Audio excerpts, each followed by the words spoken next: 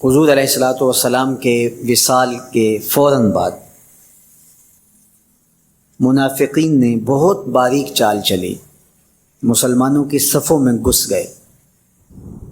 بظاہر لبادے ان کے مسلمانوں والے تھے، تو انہوں نے مسلمانوں سے کہنا شروع کر دیا، لو جی کہانی ختم ہو گئی، ساری رونقیں حضور کے دم سے تھیں، نمازیں تھیں، روزے تھے، لوگ اپنے اموال کی زکوٰۃ دیا کرتے تھے، حج کا اجتماع تھا، یہ سب کچھ ختم ہو جائے گا۔ اب کون مال خرچ کرے گا؟ کس نے جان راہ خدا میں قربان کرنی ہے؟ کوئی سحر کے وقت اٹھ کے کیوں مسجد میں آئے گا؟ بظاہر لگتا تھا کہ یہ بڑی ہمدردی اور دلجوئی سے حقیقت حال کو بیان کر رہے ہیں، لیکن اس کے اندر چھپا ہوا ظاہر تھا۔ جو نئے قبائل اسلام لائے تھے، یہ خبر جب ادھر پہنچی تو انہوں نے ارتداد کا رستہ اختیار کر دیا۔ بہت سارے قبیلے آپ پڑھیں تاریخ مرتد ہو گئے، کسی نے زکوٰۃ دینے سے انکار کر دیا، مسلمہ کذاب نے اپنی جھوٹی نبوت کا دعویٰ کھڑا کر دیا۔ حضرت صدیق اکبر کا دل زخمی ہے، کلیجہ زخمی ہے، لیکن اب اس صورتحال کا جب آپ نے مشاہدہ کیا تو آپ آگے بڑھے اور ایک اونچے ٹیلے پہ کھڑے ہوئے لوگوں کو اشارہ کیا۔ لوگوں نے جناب ابو بکر رضی اللہ تعالیٰ عنہ کو دیکھا تو ادھر لپک کے آ گئے، تو حضرت ابو بکر صدیق رضی اللہ تعالیٰ عنہ نے مختصر خطاب کرتے ہوئے آپ نے کہا، لوگوں مجھے ایک بات بتاؤ، تم اللہ کی عبادت کرتے تھے کہ رسول اللہ کی عبادت کرتے تھے؟ لوگوں نے کہا کہ ہم اللہ کی عبادت کرتے تھے۔ تو کہا کہ اگر تو تم رسول اللہ کی عبادت کرتے تھے تو حضور وصال کر گئے، اور اگر تم اللہ کی عبادت کرتے تھے تو وہ آج بھی حی ہے، لا یموت ہے، اسے موت ہے ہی نہیں۔ پھر کہا، جس دین کے لیے میرے اور آپ کے آقا و مولا نے اپنی ساری زندگی لگا دی، کیا حضور کے وصال کر جانے کے بعد تم اس دین کو چھوڑ دو گے؟ تو لوگوں نے کہا کیوں چھوڑیں گے؟ تو کہا پھر اٹھو اور دین کا جھنڈا لے کے پوری دنیا پہ چھا جاؤ۔ تو آپ نے لوگوں کو سنبھالا۔ تو حضرت عبداللہ ابن مسعود رضی اللہ تعالیٰ عنہ فرماتے ہیں کہ اگر حضرت ابو بکر رضی اللہ تعالیٰ عنہ کے ذریعے سے اللہ ہمارے اوپر احسان نہ کرتا تو ہم ہلاک ہو جاتے۔ اس امت کو بکھرنے سے بچایا ہے، شیرازہ متحد رکھا ہے، تو وہ ذات سیدنا صدیق اکبر رضی اللہ تعالیٰ عنہ۔ اور حضور یہ سارے اشارے دے کر گئے تھے۔ ایک خاتون آئی، کوئی کام تھا اس کو، اس نے کہا، تو حضور نے فرمایا پھر آنا۔ تو اس نے کہا کہ اگر میں پھر آؤں تو آپ نہ ہوں۔ اس کی مراد یہ تھی کہ آپ وصال کر گئے ہوں۔ تو آقا کریم علیہ السلام نے فرمایا، اگر میں نہ ہوا ابو بکر تو ہوں گے، میں نہ ہوا تو ابو بکر کے پاس آ جانا۔ اللہ اکبر۔ حضور نے حضرت ابو بکر رضی اللہ تعالیٰ عنہ کو اپنی زندگی میں مصلی پہ کھڑا کیا۔ ترمذی کے لفظ ہیں، حضور نے ارشاد فرمایا، لا ینبغی لقوم فیہم ابو بکر ان یؤمہم غیرہ، کسی قوم کے لیے مناسب ہی نہیں ہے کہ ابو بکر ان کے اندر رہتا ہو اور امامت کوئی اور کروائے۔ مروا ابا بکر فلیصلی بالناس، ابو بکر کو حکم دو کہ وہ لوگوں کو نماز پڑھائے۔ اور پھر مصلی پہ جا کے حضرت ابو بکر کھڑے ہوئے۔ 17 نمازیں حضور علیہ الصلوۃ والسلام کی حیات طیبہ کے اندر حضرت ابو بکر نے پڑھائی۔ اللہ اکبر۔ فرمایا، ما نفعنی مال احد قط ما نفعنی مال ابی بکر، مجھے کسی کے مال نے اتنا نفع نہیں دیا جتنا ابو بکر کے مال نے دیا۔ اللہ کے علاوہ اگر میں کسی کو خلیل بناتا تو ابو بکر کو بناتا، لیکن اللہ میرا خلیل ہے۔ جنہیں سیدہ کہول اہل الجنہ کہا گیا، جنت کے بوڑھوں کے سردار بنائے گئے۔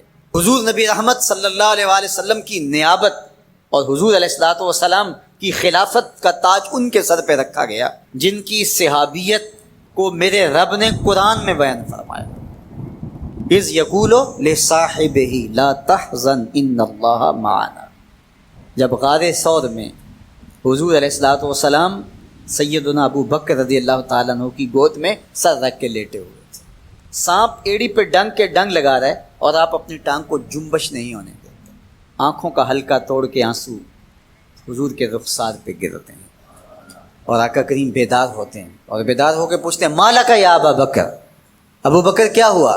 ادب کے اس قرینے کو جناب سیدنا صدیق اکبر نہیں بھولتے، کہتے ہیں فدا کا امی و ابی یا رسول اللہ، لو دیکھ تو حضور میری ماں بھی آپ کے قدموں پہ قربان جائے، میرا باپ بھی آپ کی راہوں پہ نچھاور، میرا قبیلہ، میرا خاندان آپ کے قدموں پہ قربان، مجھے سانپ نے ڈس لیا ہے۔ تو محبت کا یہ اسلوب اور الفت کا یہ طریق آپ کو یہاں ملے گا کہ انداز الفت نہیں چھوڑتے۔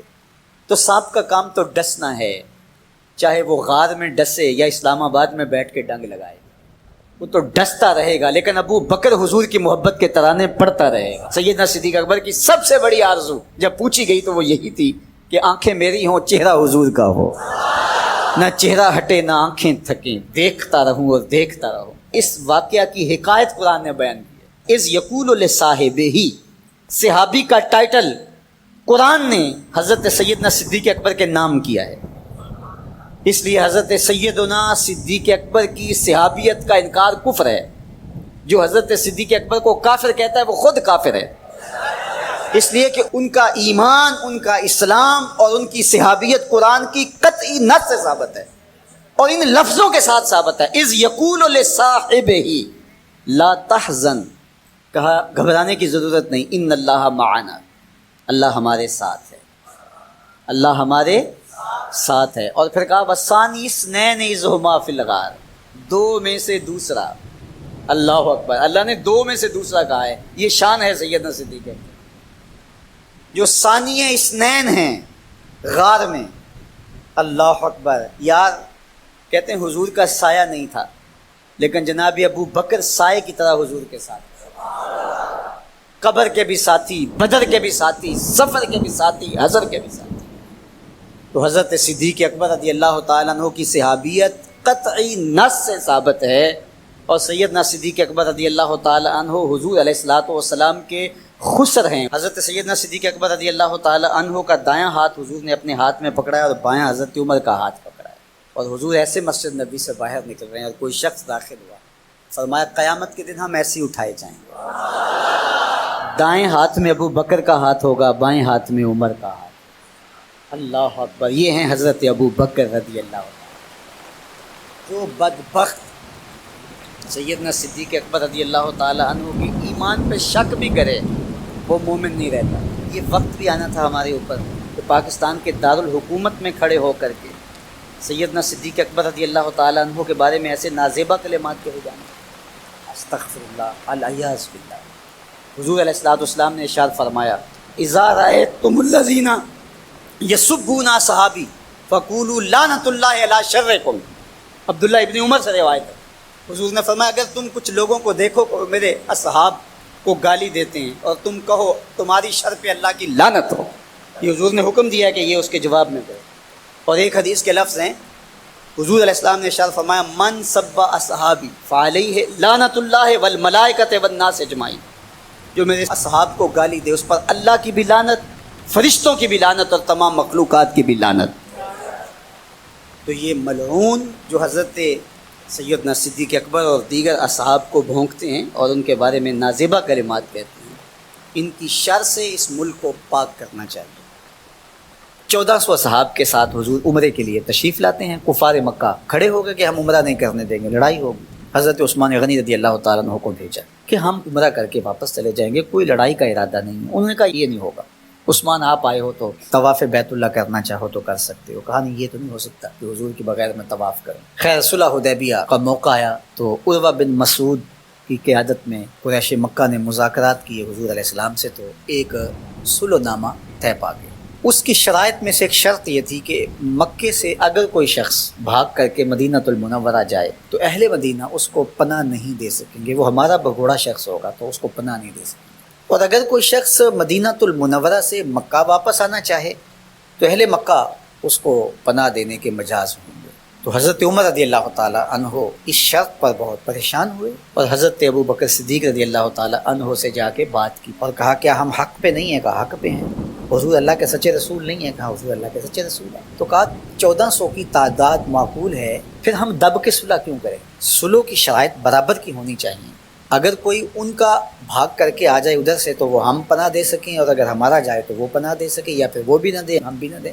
تو حضرت ابو بکر رضی اللہ تعالیٰ عنہ نے بغیر کسی تعامل کے ایک بات کہی کہ عمر کیا اس شرط کو حضور قبول کر رہے ہیں؟ تو کہا وہ قبول کر رہے ہیں۔ تو برجستہ دوسرا جملہ آیا، کہا عمر ہوا رسول اللہ صلی اللہ علیہ وسلم، عمر وہ اللہ کے رسول ہیں، جب وہ قبول کر رہے ہیں تو بات ختم۔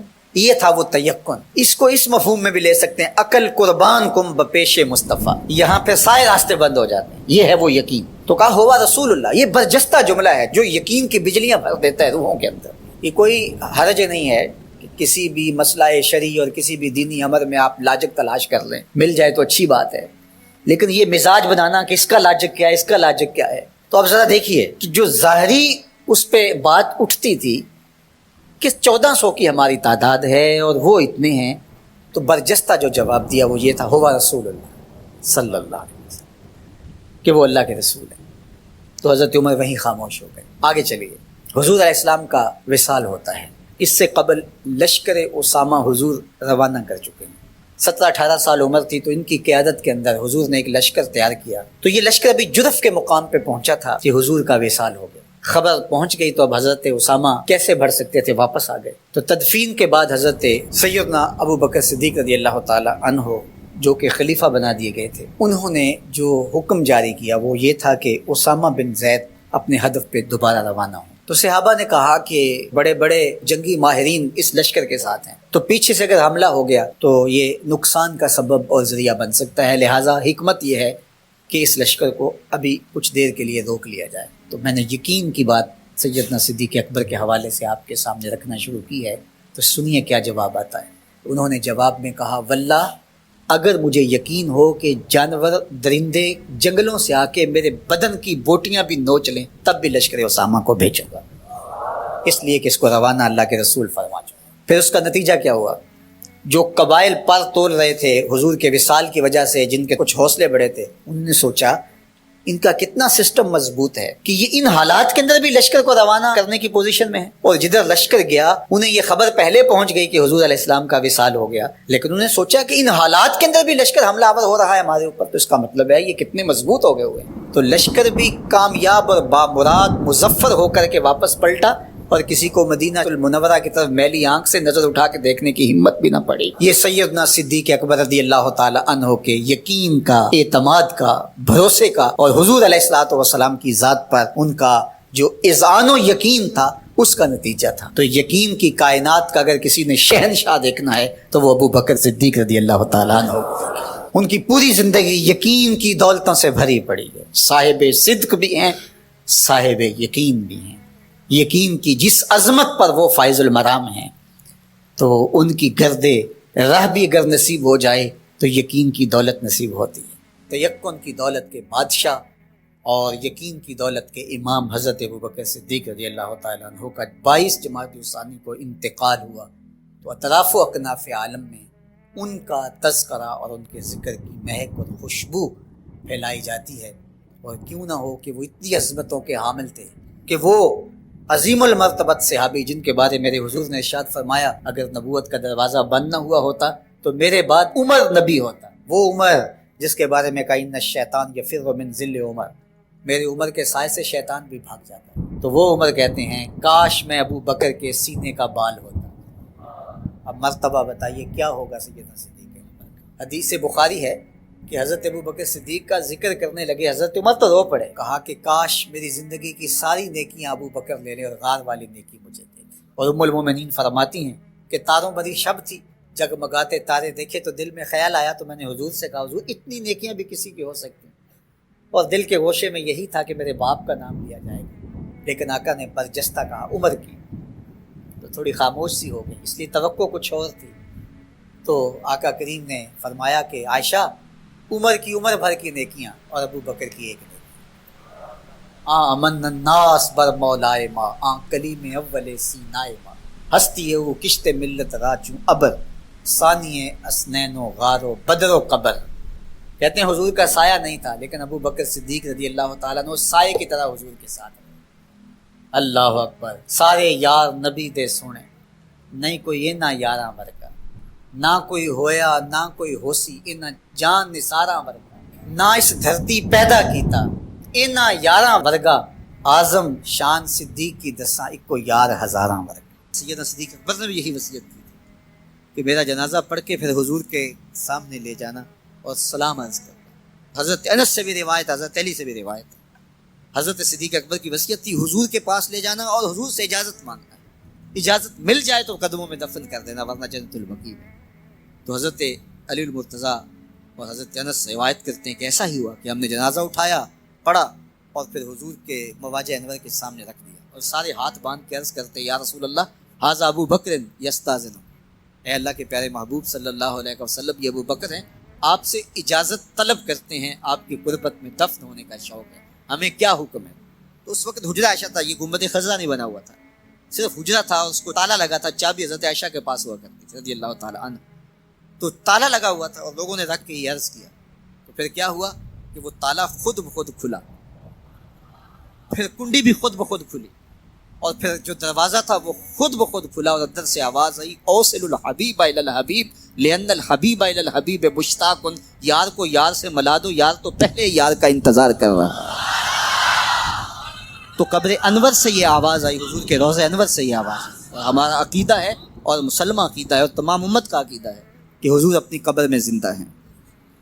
یہ بعد میں فتنہ پیدا ہوا حضور علیہ السلام کے حوالے سے، یہ جو معاذ اللہ میری زبان وہ بوجھ نہیں اٹھاتی جو لوگ کہتے ہیں، یہ حضرت شیخ عبد الحق محدث دہلوی علیہ رحمہ نے لکھا ہے تتمہ مدارج النبوہ میں۔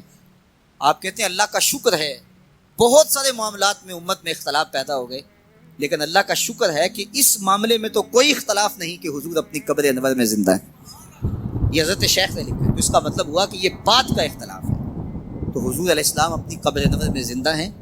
حضرت ابو درداء رضی اللہ تعالی عنہ نے جب آقا کریم نے درود و سلام کی ترغیب دی تو کہا حضور جب آپ انتقال کر چکے ہوں گے تو کیا ہم اس وقت بھی آپ پہ درود پڑھیں؟ تو حضرت ابو درداء نے جب حضور سے پوچھا، ابن ماجہ کی روایت ہے، تو کہا حضور جب آپ وصال کر چکے ہوں گے تو درود و سلام اس وقت بھی جاری رکھیں؟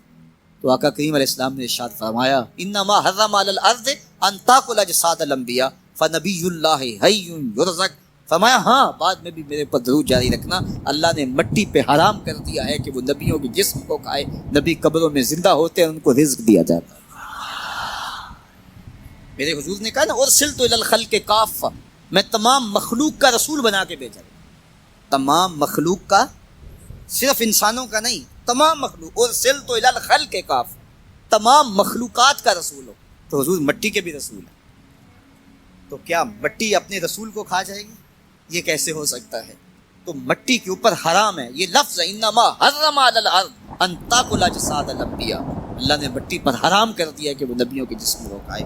فنبی اللہ حی یرزق، یہ سیاستہ کی روایت پڑھو، نبی اپنی قبروں میں زندہ ہوتے ہیں، انہیں رزق بھی دیا جاتا۔ آیا حضور علیہ الصلوۃ والسلام نے انت صاحبی فی الغار و صاحبی علی الحوض، اے ابو بکر تم غار میں بھی میرے ساتھی ہو اور حوض کوثر میں بھی میرے ساتھی ہو۔ اور آقا کریم علیہ الصلوۃ والسلام نے یہ بھی ارشاد فرمایا سب سے زیادہ جس نے میرے اوپر احسانات کیے ہیں وہ ابو بکر ہے۔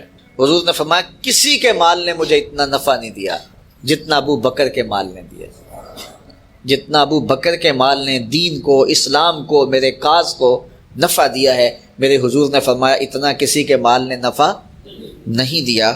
اللہ اکبر، فبکا ابو بکر، تو جب یہ بات حضور نے کہی تو ابو بکر رونے لگے، وقال ما انا ومالی الا لک، حضور میں بھی آپ کا ہوں، مال بھی آپ کا ہے۔ اللہ اکبر۔ حضرت ابو بکر صدیق رضی اللہ تعالی عنہ نے حضور علیہ الصلوۃ والسلام کے ساتھ جو محبتوں کا ذکر کیا، اور پھر آقا کریم علیہ الصلوۃ والسلام نے ان کا جو اختصاص فرمایا، ایک خاتون آئی اور اس نے حضور سے کوئی مسئلہ پوچھا تو آقا کریم نے فرمایا پھر آ جانا، تو اس نے کہا اگر میں پھر آؤں اور آپ نہ ملیں، اس کا مطلب یہ تھا کہ آپ اس دنیا سے کوچ کر گئے ہوں، تو پھر تو فرمایا میں نہیں ملوں گا، ابو بکر تو ملے گا نا۔ تو علماء نے کہا یہ خلافت کی طرف اشارہ ہے۔ حضرت ابو بکر صدیق رضی اللہ تعالیٰ عنہ سے بہت زیادہ حضور پیار کرتے تھے، اور آقا کریم علیہ الصلوۃ والسلام نے اپنی زندگی میں 3 دن ان کو مصلی پہ کھڑا کیا ایام مرض میں، پھر 17 نمازیں حضور کی موجودگی میں حضرت ابو بکر صدیق نے پڑھائیں، پھر حضور کا وصال ہو گیا، اور یہ دردناک لمحے تھے حضور کے وصال کے۔ اللہ اکبر، صحابہ کے کلیجے جل گئے۔ حضرت عمر نے ہاتھ میں تلوار پکڑی اور ایسے کھڑے ہو گئے اور ایسے لہراتے تھے تلوار، اور کہتے تھے خبردار کسی نے کہا حضور کا انتقال ہو گیا میں گردن اتار دوں گا۔ کوئی وصال نہیں ہوا حضور کا، حضور تھوڑی دیر بعد اپنی حالت پہ آ جائیں گے، یہ سکتے کی کیفیت ہے۔ حضرت زید بن عبداللہ کے بیٹے نے جا کے کہا ابا جی حضور کا انتقال ہو گیا، تو انہوں نے باغ میں پانی دے رہے تھے، سب کام چھوڑ دیا،